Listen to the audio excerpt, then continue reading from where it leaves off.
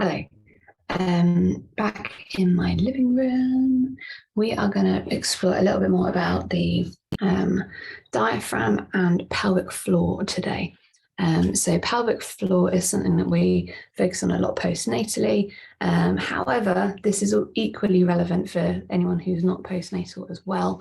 The difference is how we breathe if we are pregnant. So this is not a good one if you are expecting.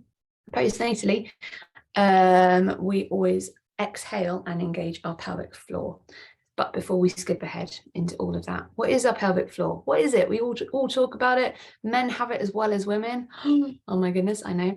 If we're explaining it to men, then it's that engagement that you feel if you are zipping up your trousers after going to the toilet. So it's that slight lift that men apparently do when they pull up their zips. We're going to explore our pelvic floor.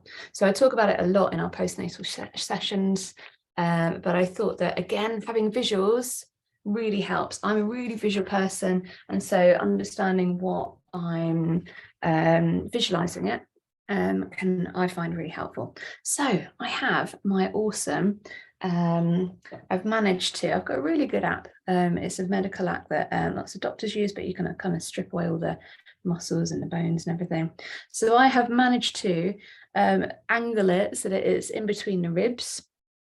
This is our pelvic floor. There's my window again. So we have got our pelvic floor. So what we are looking at here is, oh, there's a belly button. And there we go. We're looking down the body, down towards the pelvic basin. There's a little rib trying to sneak in there. So we can see here, that's the spine.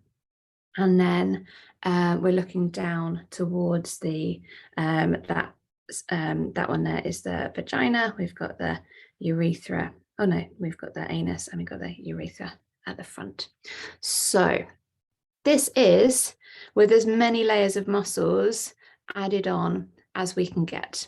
So we've got muscles here and here and here and here, loads and loads. So you can see as I click onto them, loads and loads of different layers of muscles here. All of this webs together, and then we've got fascia on top of all of this. Yeah, so when we think about pelvic floor, we're not just thinking about, oh, I'm just going to squeeze a tiny muscle here.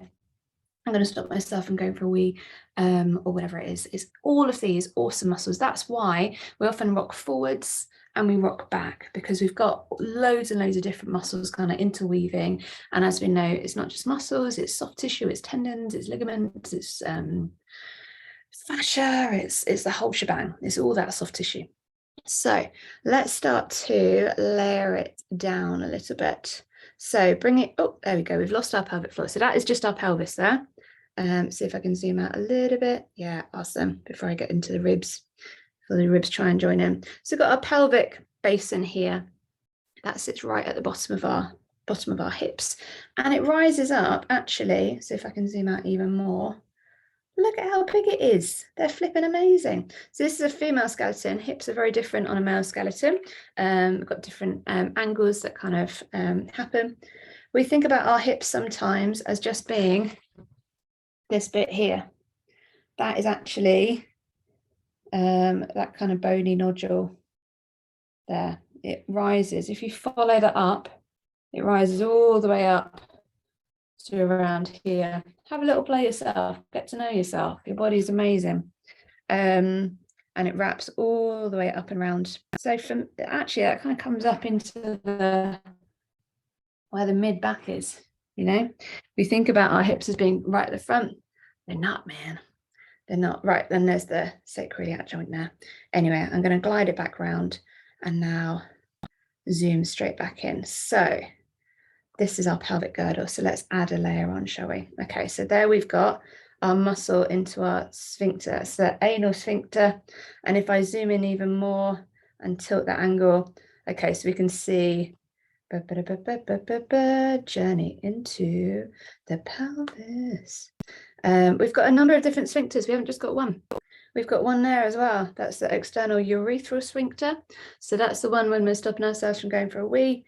And then we've got these bulbous spongioses. That is the muscles that wrap around the outside of the vulva, the kind of most external kind of spongy bit. You can feel it on either side.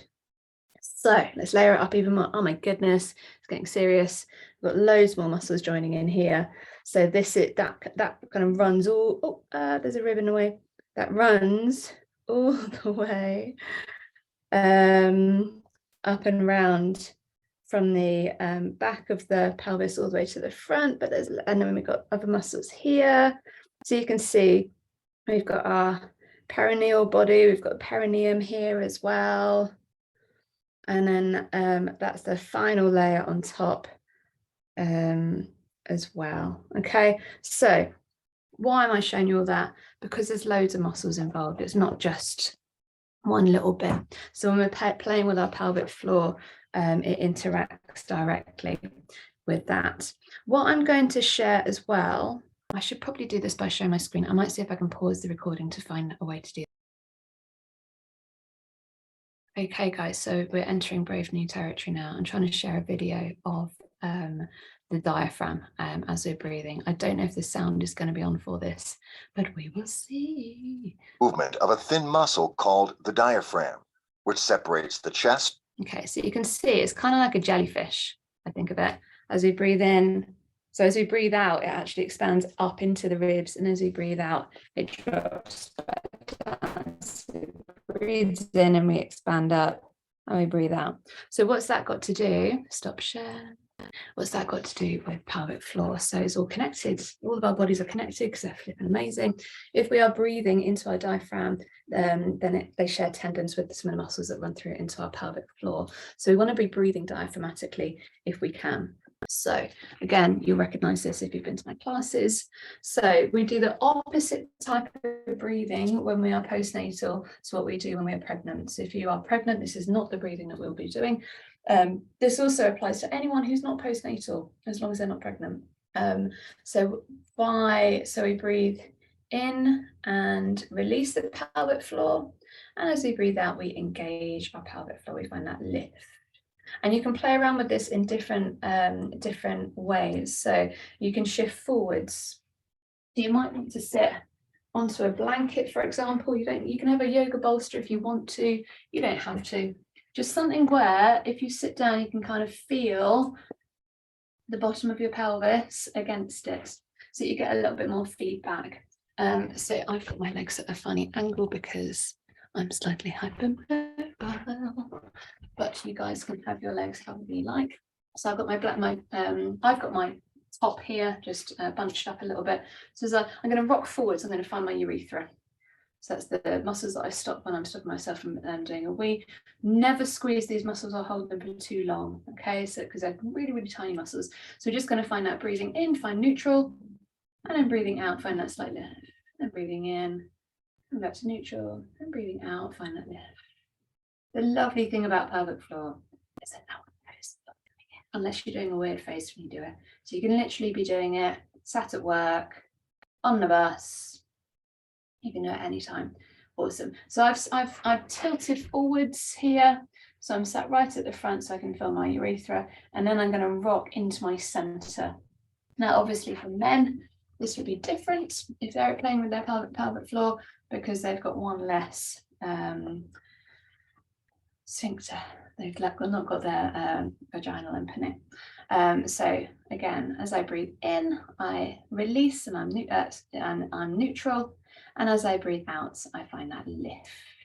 So I'm drawing up rather than squeezing. So drawing up and then release down. Some people think of it like a lift. So you breathe in, let it be neutral, and then breathe out, drawing up as if you're scooping those muscles up into your center and then releasing. Let's find one more. Breathing in to neutral and exhaling to find that scooping and lifting. Awesome. Another little thing is that you can hold it.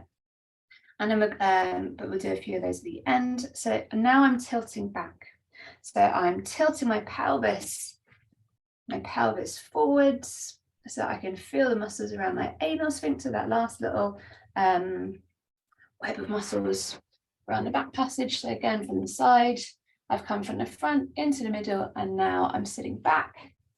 And I'm going to be neutral as I breathe in. And as I breathe out, I find that lift and squeeze. This time as if I'm trying to either stop myself or encourage a poo. Always a good icebreaker. So breathing in to find neutral, exhaling to find that lift and engage. So you can play around with those exercises by holding them as well. So you might, for example, breathe in neutral, and then breathe out, find that zip up. And then keep it held as you breathe in. And then exhale and release. So you can play around with that. So breathing in neutral, exhaling to find that lift. Nice, keep it lifted as you breathe in. And then breathing out. Awesome, well done. Okay, pelvic floor, really good. Encourages circulation of the blood into those areas. So if you are recovering from any birth injuries or stitches or anything like that, it encourages blood into that area, into the scar tissue, which is an awesome thing to be doing as part of our postnatal journey. As always, any questions, please do let me know. If you've watched that and think, what on earth is she going on about? Again, please do let me know. There's loads of different ways that we can play with this and explain it. Thank you so much for joining me.